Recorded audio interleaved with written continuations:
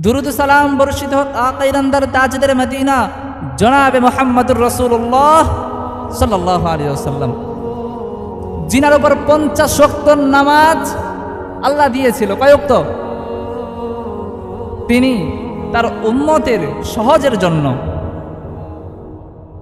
উম্মত যেন নামাজ কাজা না করে, নামাজ মিস না দেয়, সেই জন্য 50 ওয়াক্ত নামাজকে আল্লাহর কাছে বারবার গিয়ে কয় ওয়াক্ত পর্যন্ত এনেছেন?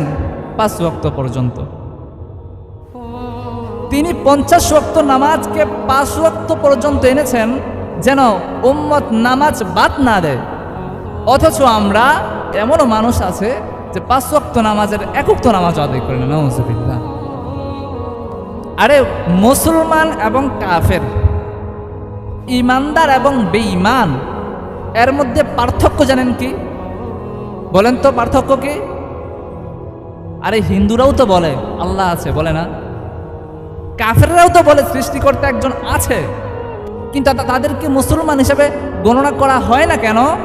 কারণ তারা সালাত আদায় করে না। তাহলে আমরা যদি শুধু এতটুকু জানার মধ্যেই নিজেকে সীমাবদ্ধ রাখি যে সৃষ্টিকর্তা আছে, লা ইলাহা ইল্লাল্লাহ, এতটুকুর মধ্যেই যদি সীমাবদ্ধ থাকি, তাহলে কাফেরের মধ্যে আর আমাদের মধ্যে পার্থক্যটা কোথায়? তারাও তো জানে, তারাও তো মানে সৃষ্টিকর্তা একজন আছে। তাহলে শুধু জানার মধ্যে তাদের এবং আমাদের কোনো পার্থক্য আছে? পার্থক্য তখন তৈরি হবে যখন আপনি সালাত আদায় করবেন।